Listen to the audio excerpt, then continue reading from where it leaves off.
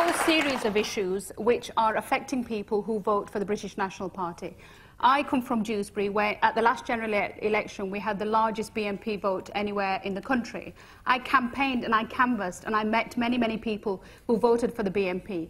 And there are real issues around poverty, around deprivation, around lack of social mobility and immigration. It is an issue. There are many people who feel that the pace of change in their communities has been too bad and that has been too fast, and that the government has not properly resourced those particular areas to respond to that change. Now, we can do one of two things. I'm not prepared to have the debate as the BNP would like to have the debate on immigration, which is all about black and brown people. This is not a race debate. This is a debate about resources. And the mainstream political parties have a responsibility to take on this debate, to actually tackle the issues, the underlying issues that are making some people vote for the BNP. Because I've said this before, and I'll say it again. What the BNP are, their activists and their members, I don't think there's any doubt about it. Mr. Griffin has proved that by his evasive answers today. But there are many, many people out there who vote for the British National Party who are not racist. There is lots of statistical evidence to prove that. And therefore, what we have to do is we have to go out and say to those people, as mainstream political parties, we are prepared to listen, we are prepared to deal with this, and you do not have to turn to a racist, fascist party who have their own agenda to deliver their solutions on your concerns. But what are you...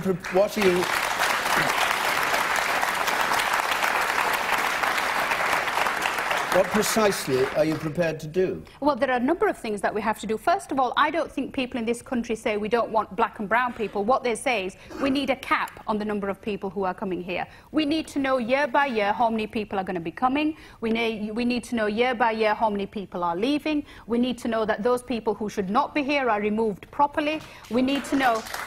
Who's saying do it? Well, this is absolutely... Just do it. You just lost 40,000 people in the system. Sir, Where are they? Sir, I would say to you that the Conservative Party policy is very, very clear. We would have an annual cap, we would have an annual limit. We would look every year, we would speak to industry, we would look at our resources, we would look at our needs. But what we would not do, hold on a minute, what we would not do is pull up the drawbridge, because Britain should have the brightest and the best from around the world, and we should welcome them because they make a contribution to our society. The man over there, I want to hear from you. I'll come to you. The man up there with the moustache, then I'll come to you with the striped tie. Was it the Conservative Party that joined the EU that's allowing all the migrants from other countries coming in at the moment? So it was Conservatives doing, not the Labour's doing, wasn't it? So the European Union immigration is what worries you. And you, sir, in the front here. I couldn't agree. The gentleman here. I couldn't agree more with the lady on the panel. I'm sorry, I forgot. Saeed Abbas. Well, there are two ladies. Bonnie Greer. Well, this lady here. I remember Bonnie's name. But I think the problem is Labour has failed with immigration. People are disgruntled about that. There are all these reports that you read, things that people see in their own communities, and an easy way to vent your frustration and your anger is a cross in the box for the BNP. And a lot of people, I would imagine, that voted BNP did it out of frustration and anger and a feeling of what else can I do? And they're not racist people, I would imagine. So Nick Griffin is nodding, saying that people voted for him not because they pursued his policies, but because they just were frustrated. Sorry to say, Nick, but I would imagine that's the case, and I welcome the Conservative Party's policy on immigration. Hold on a minute. Let's just hear some more points. The person in purple there in the middle, yes. I would say that I would answer no personally to the question. The reason being that everybody here knows that Nick Griffin's mission is to give the BNP more credibility and pull this sort of veneer of acceptability on top of the party. So he's going to wrap his sort of slimy arms around any bandwagon going to give them a bit more credibility and make everybody nod their heads, even if it's sort of, you know, hollow. And the person in the middle, the woman in the middle there? Yes, thank you.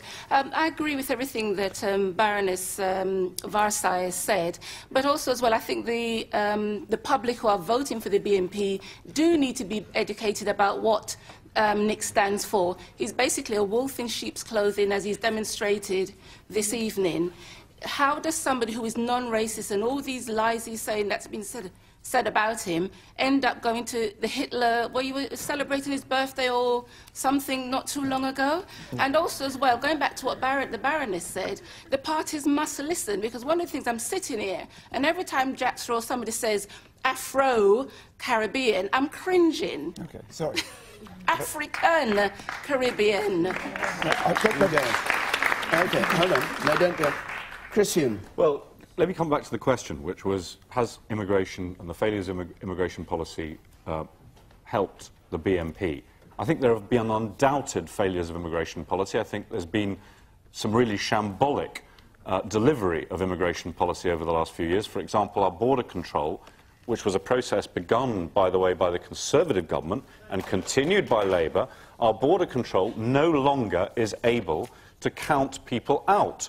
The result is we issue nearly 2 million visas every year to students and other people on short-term visas, and we don't know whether they've left. And that is absolutely unbelievable. And the first thing we need to do is to make sure we get back control over our borders. The other thing, I think the government, frankly, made an unbelievable mistake in its projections of what was going to happen when we, among very few other European countries, decided we were going to allow everybody from the new Central and Eastern European member states in. The government projected it would be 56,000 people would come here. It ended up being 766,000. That is probably, I'm a bit of a connoisseur of bad government forecasts, but that is probably one of the worst government forecasts on record. And had they... hang on, wait. Had they known that that would be the figure, what could they have done to change it? It was part of the European Union, which you support. No, it wasn't. But what could they have done? Absolutely wrong, David. What could they have done? It was not. What happened was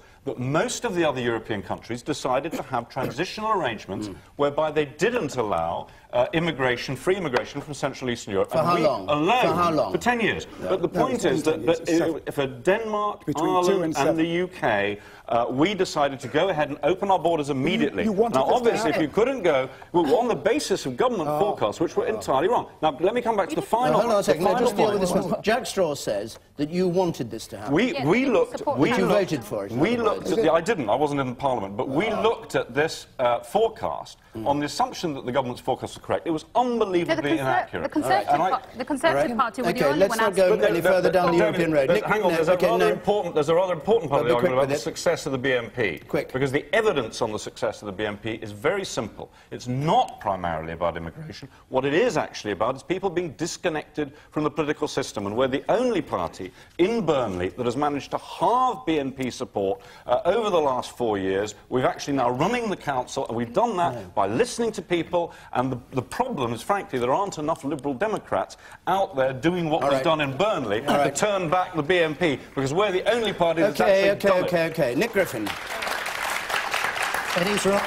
It is rather surprising to have a senior Lib Dem masquerading, it seems, as an anti-immigration party. But Jack Straw was actually right, I think, on this, when he said that, no, it's not the Labour Party's fault.